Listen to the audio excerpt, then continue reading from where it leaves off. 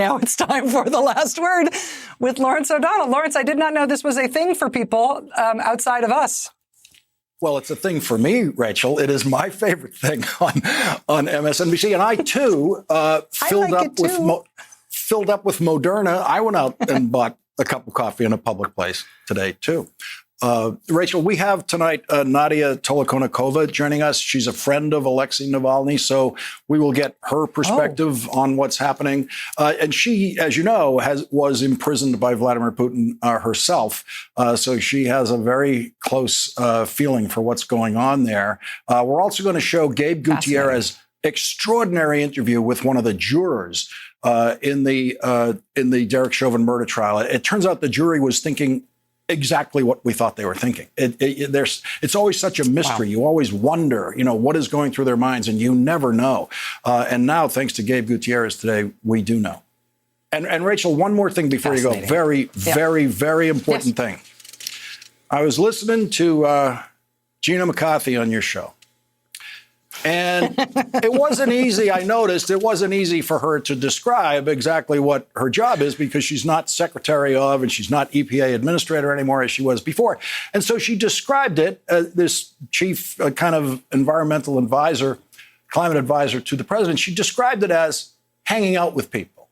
And she was talking about how she's hanging out, because it's the Boston way you describe working, hanging out. She was talking about how she's hanging out with all these people who are working on the infrastructure bill. And she rattled off every member of the cabinet involved, and even beyond that. Did you notice who she left out? Who she left out of the cabinet description of the people who she was hanging out with? No, who did she leave out? Yeah, hint, cabinet member. I could not believe my ears. And I know Marty Walsh couldn't believe his ears. Secretary of Labor, Marty Walsh, former Boston mayor, was left out of that list by Boston's own Gina McCarthy. And so, Rachel, I think we've got the makings of a feud here, if I can get it started tonight, because there's nothing like a Boston accented feud. It's a thing to behold. I would like to have Lawrence with his Boston accent on moderate some sort of discussion between Marty Walsh and Gina McCarthy on cars, in terms of what we're going to do about cars and electric cars when it comes to dealing with the climate. I would pay serious money for that. So it turns out Marty Walsh and I are going to be talking about cars later in this hour, because he is, of course, a key player in the infrastructure bill, which includes stuff about electric cars and all sorts of other stuff. And, we'll see if he has anything at all to say about Gina McCarthy. And he's going to join us later in the hour. This is going to be wicked fun. Yeah. Thank you, Lawrence. It's a good day luck to come to work. Thank you, Rachel. Thank you. Well, there really is nothing, and I mean nothing, more mysterious than a jury. They never speak. You never know what they're thinking as a trial proceeds. You can only guess, and you can never be sure about the guesses, not even close. And so there's nothing more suspenseful than a jury verdict. There's nothing more suspenseful than that in our lives today. And in an extraordinary interview today, NBC's Gabe Gutierrez has taken us inside the jury in the trial of Derek Chauvin for the murder of George Floyd. On this program, every night of the trial, we tried to highlight for you what we thought were the most important points for the jury that day, the points that really impressed the jury, and it turns out we were right. They were thinking exactly what we were thinking about that evidence. And while Gabe Gutierrez was conducting that interview today with one of the jurors in that case, members of George Floyd's family attended the funeral of Dante Wright, the 20-year-old unarmed black man who was shot and killed by a police officer in Brooklyn Center, Minnesota last week.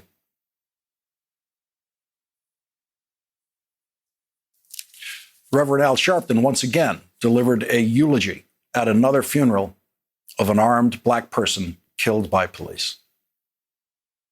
When you see the blue wall of silence tumble in a courtroom in Minneapolis, when policemen understand that they are committed to the oath rather than to their colleague. That's when we know a breakthrough is coming.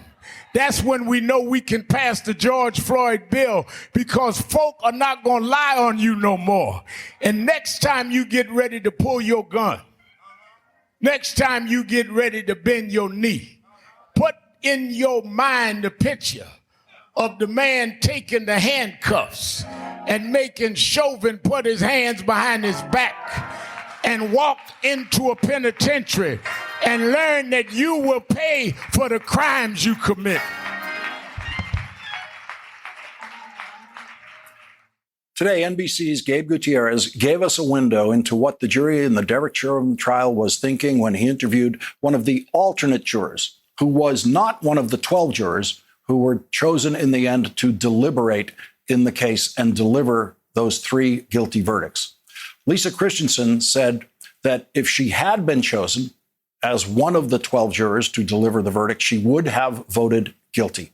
Her reactions to the evidence were virtually identical to the reactions presented on this program during the trial. When asked who was the most important witness, she immediately said, Dr. Martin Tobin. Here's why. He did a good demonstration. I understood everything he said. I thought it might be over my head because it was, medical. But what was so powerful to me is he pointed out when Mr. Floyd actually lost his life, pointed it right down to that minute, explaining this is the point where he's having that seizure and now he's not breathing anymore. You can see his eyes, he's conscious, and then you see that he isn't.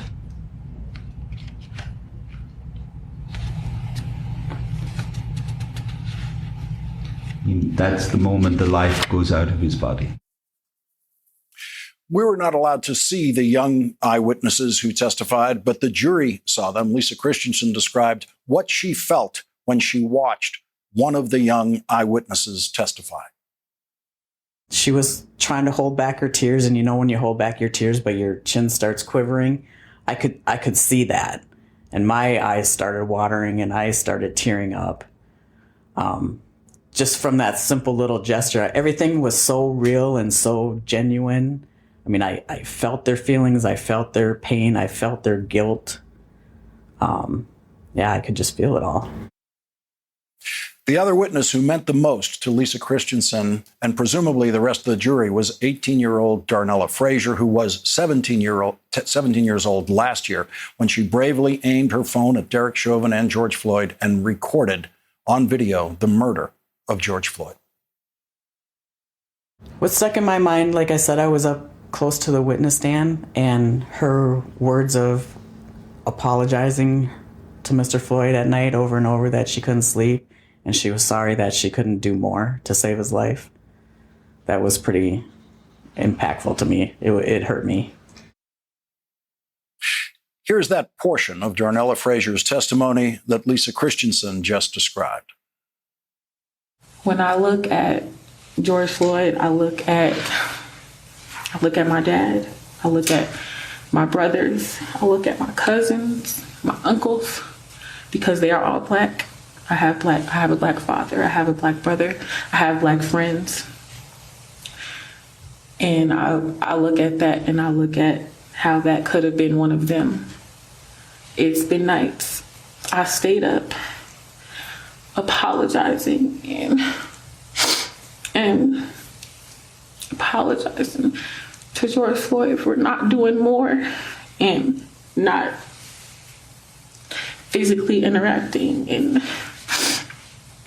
not saving his life. But it's not what I should have done. It's what he should have done.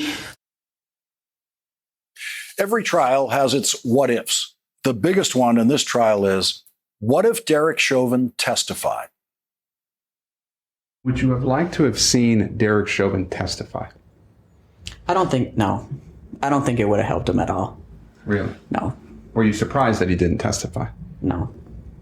I expected him not to testify. So I think the prosecutor had a really strong case, and I think he would have incriminated himself even further. What was the biggest unanswered question you had, if any? Why didn't you turn him over on his side at a certain point when you knew he was in distress? You know, why didn't we start CPR? You know, I think if they did, the outcome may have been different. Gabe Gutierrez asked about her reaction to Derek Chauvin. What'd you make of Derek Chauvin in the courtroom? I felt bad for him. I really did. Felt sorry for him.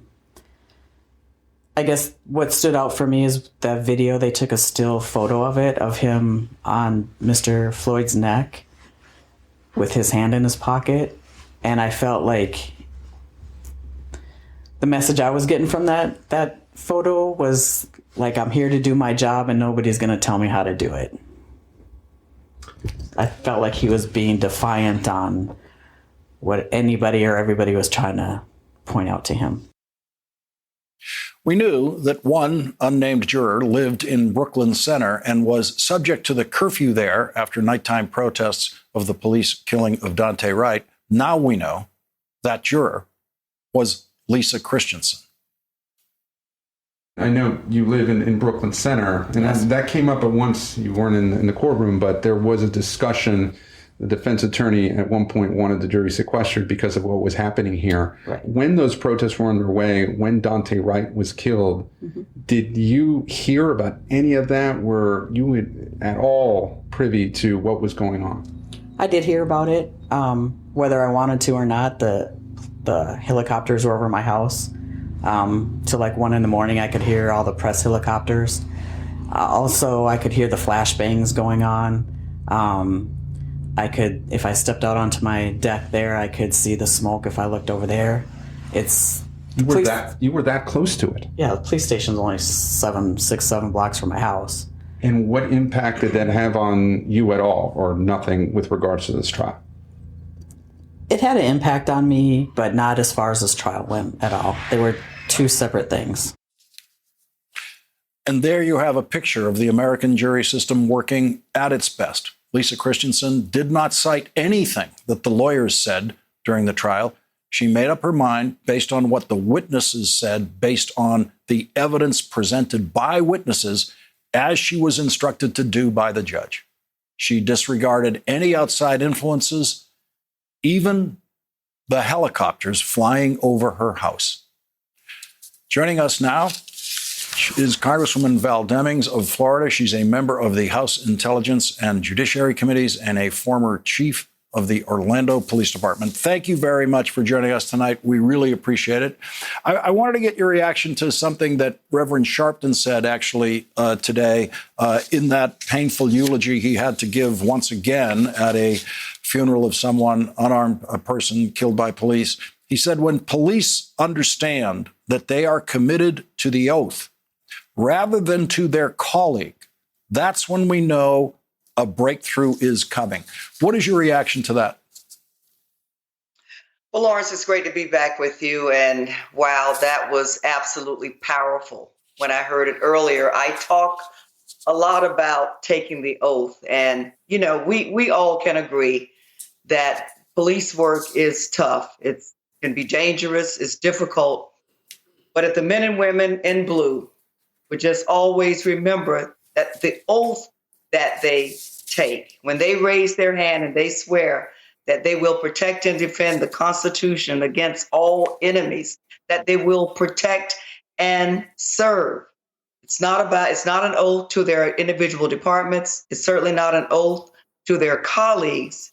It is an oath to the United States Constitution that is designed and built to protect its citizens. And so that was a powerful moment.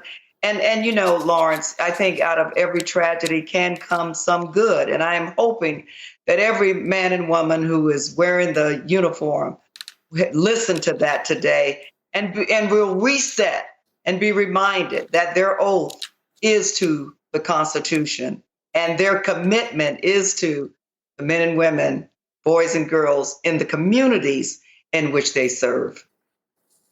You know, the good cops know how to follow their rules. They know how to follow the laws of their state. Let's talk about the bad cops and what gets through to the bad cops. What about that photograph, the video of Derek Chauvin having those handcuffs put on him in those final moments in the courtroom before leaving that courtroom? Is that the kind of message, those handcuffs on that former police officer, is that the message that gets through to bad cops? Well, there again, I'd like to say everybody counts, but everybody is accountable. And certainly that includes the men and women in the profession that I spent 27 years in.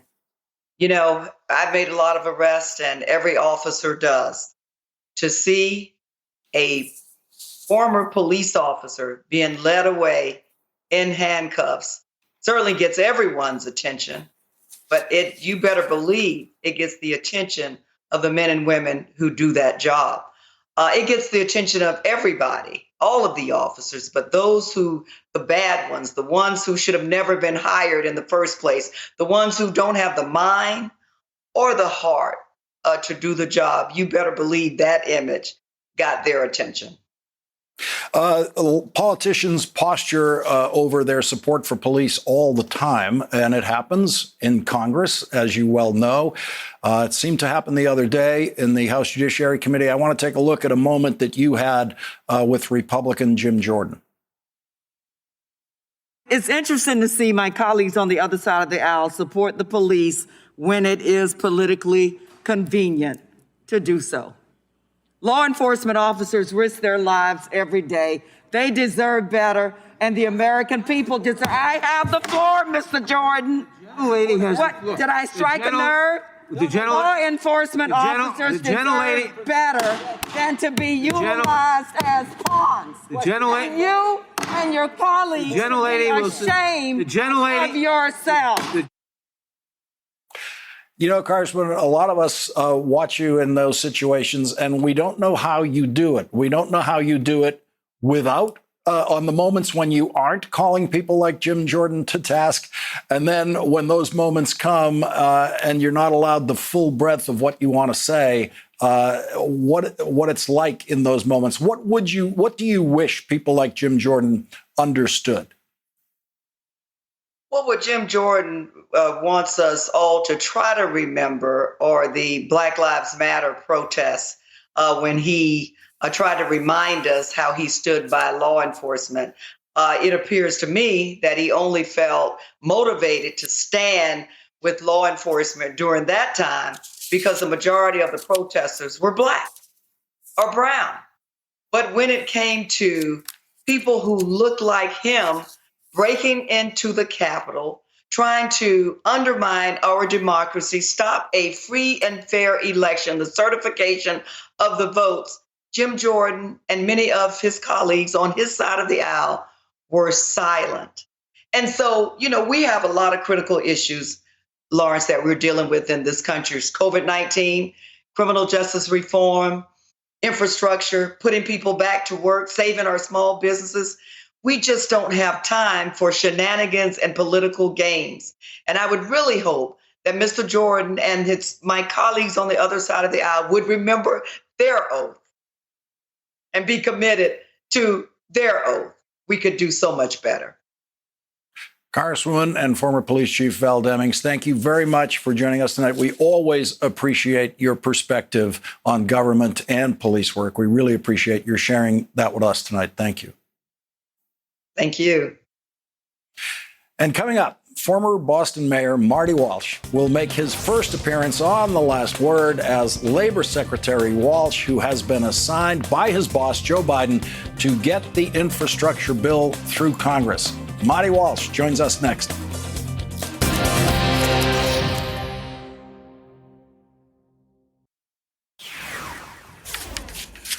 I am so eager to talk with Marty Walsh that all I want to say right now is joining us now is Marty Walsh. But before I introduce the Secretary of Labor with the most significant legislative agenda of any recent Secretary of Labor, let's listen to Joe Biden naming the key players of his team charged with getting the Biden-Harris infrastructure package through Congress. Working with my team here in the White House, these cabinet members will represent me in dealing with Congress, engage the public in selling the plan, and help work out the details as we refine it and move forward. These 5 members will be Pete Buttigieg, Jennifer Granholm, Marcia Fudge, Marty Walsh, and Gina Raimondo. Today, President Biden stressed the jobs component of his infrastructure bill at a virtual summit of world leaders on climate change. When people talk about climate, I think jobs. Within our climate response lies an extraordinary engine of job creation and economic opportunity ready to be fired up. That's why I've proposed a huge investment in American infrastructure and American innovation to tap the economic opportunity that climate change presents our workers and our communities, especially those too often that have left out and left behind. Joining us now, America's new Secretary of Labor, Marty Walsh. Thank you very much for joining us tonight, Mr. Secretary. Thank you, sir. It's great to be on with you again. Now, I'm trying to get a little Boston accented feud going between you and Gina McCarthy, because she was just on with Rachel Maddow in the last hour, and she rattled off all the people who she said she was hanging around with on climate change and this subject. And she somehow forgot the Secretary of Labor. Oh, man. Well, I was hanging with Gina the other day. Yesterday, we had a meeting and we hung out. And, she's from JP, so she might have forgot the Dorchester guy. But it's okay. I didn't forget her tonight. We were hanging out with John Kerry. So John Kerry in Beacon Hill. So there was a few of us in the room from Boston talking about the climate. Yeah, I'm not sure someone from Jamaica Plain knows how to get to Dorchester, so I can understand it. Mr. Secretary, Joe Biden, when every time I hear him say climate change, somewhere very close to those words, I hear the word jobs. That is a new approach to presenting this issue to voters. It's your job to make the case that this is about jobs. How do you make that case to members of the Senate, members of the House? Well, it is about jobs. I mean, there's no question about it. When I was the chair of U.S. Climate Mayors, or if I was a mayor in the city of Boston and we talking about climate change, it was about jobs. It was about resiliency. It was about creating opportunities. And what the president's talking about, he came up with his goal today to reduce carbon emissions by cut them in half by 2030. And the way to do that is by building a green infrastructure, clean infrastructure, creating opportunities. And there's no other way to look. I mean, there's other ways of looking at it, but oftentimes we look at the issue of climate and reducing carbon emissions and having a clean economy or a clean environment. But the way you get there is by having people working in these sectors. And we've already, in the American Rescue Plan, we've already invested money in training veterans for green jobs. We're working with labor unions now. We're working with individual organizations around the country. The American Jobs Plan has other money in there for workforce development, for green jobs and green technology. We have a green infrastructure grid in that plan. Who's going to build the grid out is going to be workers. And that grid is going to be bringing clean energy all across the country. So the job you've been given by the president is to pass the biggest infrastructure bill in history at $2.25 trillion. Senate Republicans countered today with their version of an infrastructure bill at about a fourth of that, $568 billion. What do you say to your former Massachusetts Republican governor, now Senator Mitt Romney, about the $568 billion proposal he's advancing now? Well, it's good to see there's a dialogue happening now. And certainly we're going to take a look at the plan they proposed today. That plan is for roads and bridge infrastructure. And what the American Jobs Plan is, it goes a lot deeper than that. But it's worth looking at. It's worth having conversations. I know the president is willing and hopeful to get bipartisan support. I'm working on it. All the secretaries that the president mentioned who are working on this, we're looking to try and get a bipartisan bill. This American Jobs Plan is not a Democratic program. It's not a Republican program. It's an American program. It's about the American worker and about the American infrastructure. And there's lots of components to the American Jobs Plan that was not unveiled today by the Republicans. The Republicans did take a piece of it, and I'm happy to see that. I'm going to look at that. But what was missing in that was the CARES economy. What was missing in that was job training money. What was missing in that is 2 million homes to be built around the country. What was missing in that was broadband access for every American, clean drinking water, clean pipes, eliminating lead pipes. So there's lots of conversations that we need to have before we finalize any type of package that will go through the Congress. When I was working in the Senate, one of my jobs was the Chief of Staff Director of the Senate Environment and Public Works Committee, where all of the infrastructure bills had to pass through. And in those days, we simply called them the highway bill because everybody thought of infrastructure then as pavement, just rolling out pavement, bridges, highways. And because Senator Moynihan was a Northeastern senator representing New York, we also had in an awful lot of rail and subway infrastructure support. But it was basically all transportation and very little other than transportation. You were trying to broaden that definition in a Congress that has been thinking narrowly about this subject for decades. Yeah, it's true. And I think that when you think about the CARES economy, that's infrastructure for our child care economy. That's infrastructure for the folks that are taking care of our most vulnerable older adults. When you think about infrastructure, the broadband network across the United States of America, many young people this year when we had to shut schools down, including in Boston, because of COVID-19, they didn't have the infrastructure for Wi-Fi.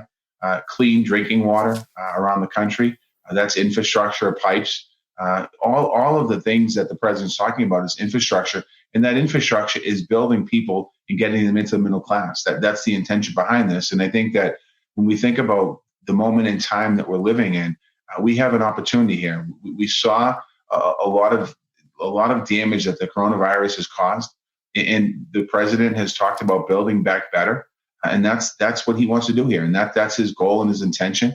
And when you think about this is once in a generation opportunity that's in front of us right now to rethink and recreate the infrastructure for the American worker and how we create pathways for the American worker back into the middle class. 50 years ago, many of the young people that are in this country now, whether before they were born or just born, their parents lived in the middle class. Today, we don't have a middle class. We need to continue to rebuild the middle class. Well, we have a middle class, but there's not enough people that have an opportunity to get into that middle class. So we have to look at that. And we also have to look at communities that have been disadvantaged, communities of color and women, 2 million women out of the workforce. The Black community, the Black rate of unemployment right now is far too high. So we have to build back better. And this is a great opportunity to do that. Labor Secretary Marty Walsh. Mr. Secretary, thank you very much for joining us tonight. We really appreciate it. Thank you, Lawrence. Anytime you want me on, I'll be on. Okay, and say hi to Gina McCarthy next time you're hanging with her. I will. I'll give Gina a text tonight. Okay, thank you very much. Really appreciate it. Coming up, these words, there are more of us. That's what Alexei Navalny said today in a written statement from his hospital bed, which could soon be his deathbed as he continues his hunger strike. Nadia Tolokonnikova, a friend of Alexei Navalny, who was imprisoned herself by Vladimir Putin, will join us next.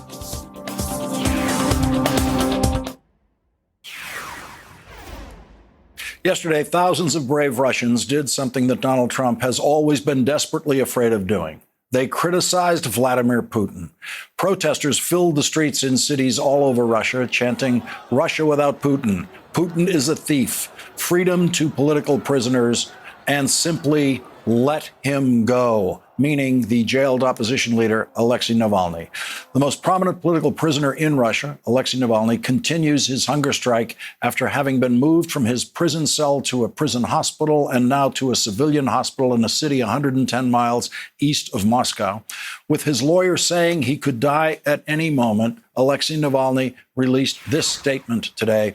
"I will sincerely say two feelings are raging inside me, pride and hope. People are marching in the street. It means they know and understand everything. They won't give up their future of their children, their country. Yes, it will be difficult and dark for some time, but those pulling Russia back historically are doomed. There are more of us in any case." Yesterday's protests came immediately after Vladimir Putin delivered the equivalent of the Russian State of the Union address, in which he never once mentioned Alexei Navalny. In that speech, Putin threatened retaliation for crossing a red line, but never said where the red line is or what crossing the red line might look like. Joining us now is Michael McFaul, former U.S. ambassador to Russia under President Obama and an MSNBC international affairs analyst, and Nadia Tolokonikova, a founding member of the Russian protest collective Pussy Riot. Michael McFaul, let me begin with you quickly about that red line in Vladimir Putin's speech, what it could possibly mean, and what you think these protests mean. Well, Lawrence, you just said it. Red lines are strange if you don't define what they are. It was very mysterious to me. A lot of tough talk, as there always is in these speeches, a lot of mention of all their new weapons, and nobody's going to boss us around, but it was very ambiguous what he meant. I think he may have been referring to maybe Ukraine. He mentioned an alleged plot to kill Mr. Lukashenko in Belarus that he somehow had thwarted. I haven't seen any evidence of that. But I think he was making a statement about his region, stay out of our business or we will strike back.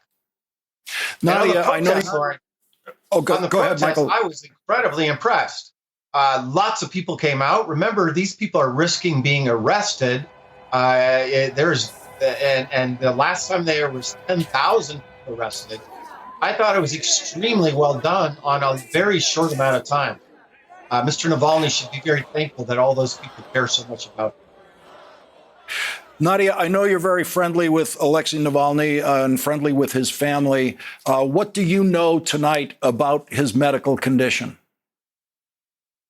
I know that his health is quickly deteriorating, and I know that we are watching how a person is dying in front of our eyes. So I am really incredibly thankful to everyone who joined the streets yesterday, because they have a chance to save Alexei Navalny.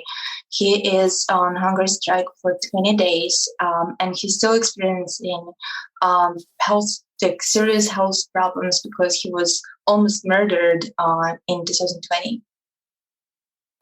But Nadia, it's strange for us to watch this because it seems like Vladimir Putin's not going to do anything to stop this, and Alexei Navalny is committed to his hunger strike. So this could end with his death. What would happen then? The opposition would lose a great leader, and so what would happen?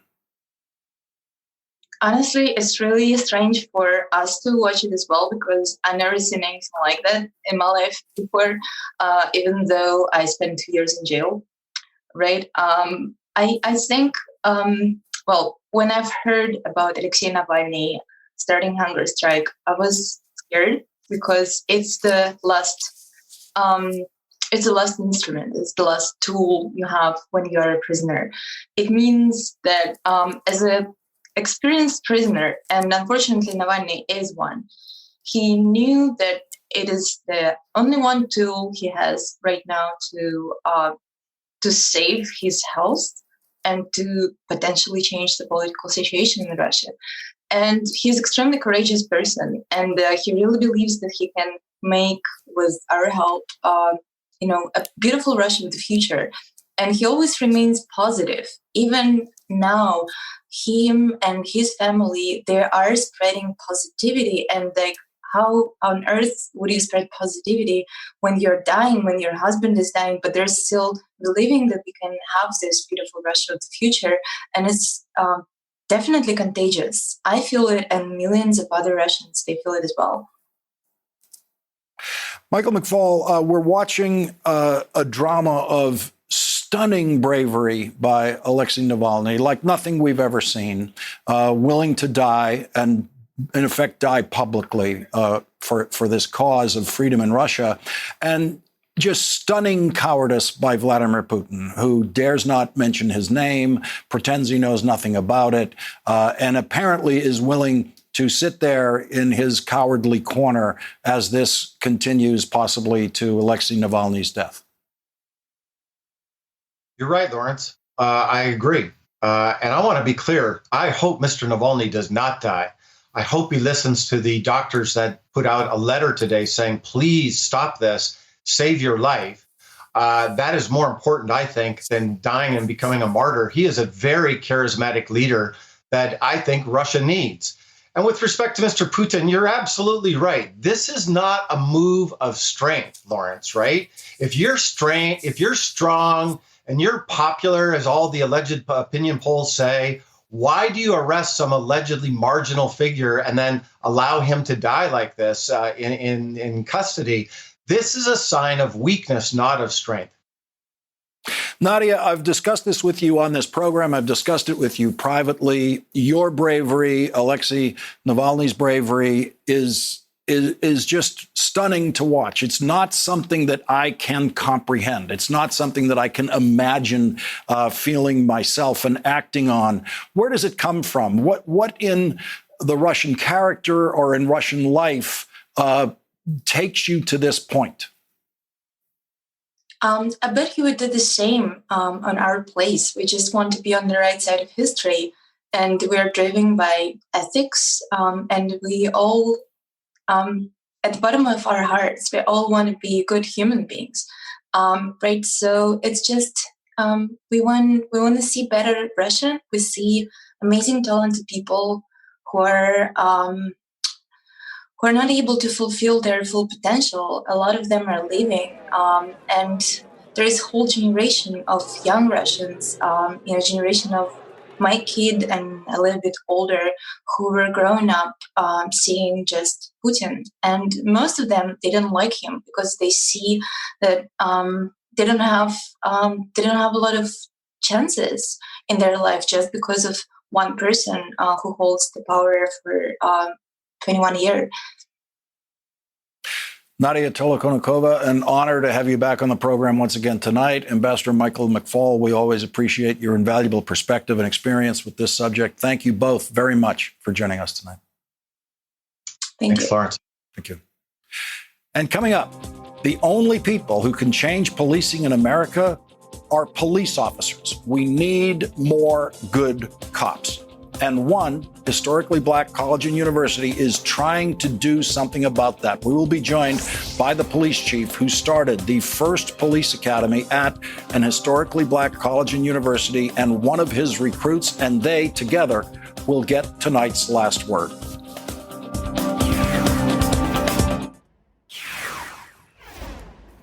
This year, Lincoln University in Jefferson City, Missouri, became the first historically black college and university to create its own police academy with a focus on a more community-based approach to policing. The academy is run by Lincoln University Police Chief Gary Hill, who convinced the university to create the program.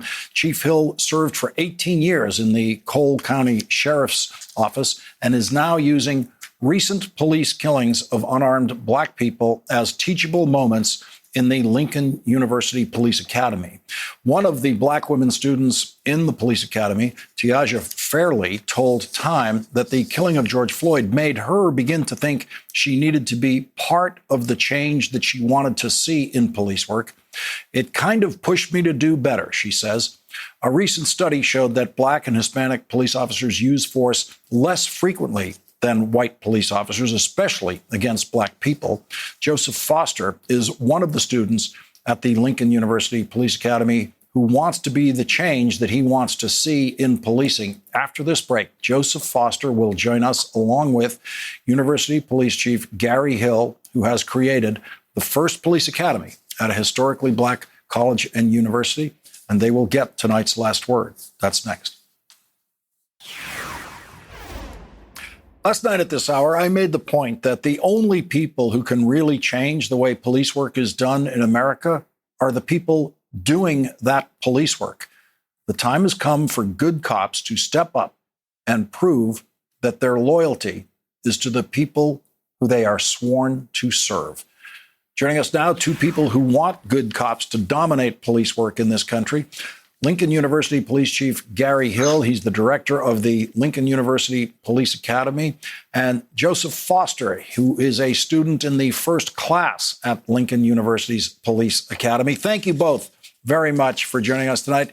And Chief Hill, let me just start with you and why you decided an historically black college and university needed a police academy.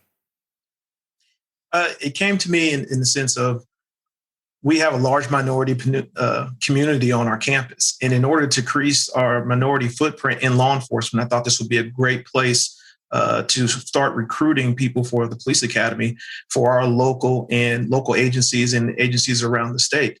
I just thought it would be perfect because of Lincoln University's history, because of our criminal justice program that is already in place. It just only made sense. And Joseph Foster, what drew you to the police academy? What drew me to the police academy is first and foremost, in the Bible, it tells us that we need to be servants first. And I always wanted to serve people and serve others in the community and just around me, to be just an impactful person that somebody can look up to, or just somebody that they can draw inspiration from. And so joining the police academy is the first stepping stone in it, being able to do that and getting into a career in the future in law enforcement. And Chief Hill, you are using now some of these cases like the George Floyd case and others as teaching elements in your police academy. How do you use the murder of George Floyd in your training? So what we usually do is we'll talk about current events. And so we'll use those videos, whether it be from body cam or someone's cell phone footage. And that's what the recruits will write their reports on. They'll write their reports for their report writing exercises based off of what they've seen on those videos. So we use those as teachable moments. So after they write the report, then we discuss what happened. And then we discuss how it affects what we're actually teaching them in the training program. So we try to make sure that they understand this is how we teach. This is what happened. How is that applicable to what we're teaching here at the Academy?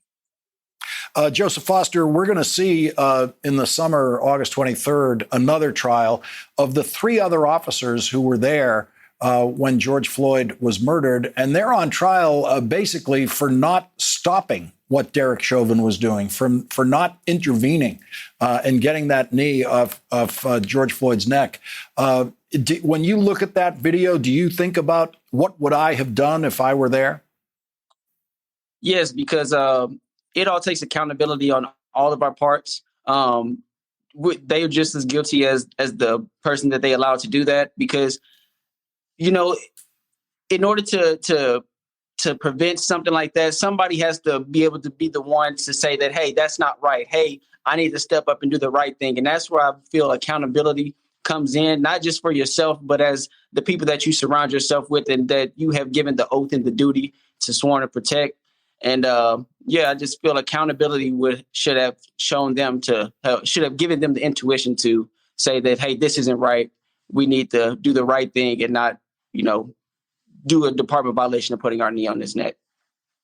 Chief Hill, we are constantly seeing failures of police training in these videos that we see, including body cam videos. The department has a good rule on deadly force. It has good training on deadly force. But when the moment comes out there in the street, the training doesn't work, including that case we've seen recently where this officer apparently thought she was reaching for her taser when she was reaching for her pistol. Yes, and again, you're right, Lawrence. We've seen that time and time again. And the issue that we have to address is, what was that officer's mindset at the time of the incident? We would hope that when an incident like that happens, we would resort to our lowest level of training. And we hope that lowest level of training is our basic training that we received in the academy and our in-service. But it's an individual situation. Where was that officer's mind at that point in time that the incident was going on? That we have to address. Chief Gary Hill and Joseph Foster, thank you both very much for joining us tonight. And Joseph Foster, stay safe when you get out there behind the badge. We really appreciate you joining us tonight. Thank you, Lawrence. Sir.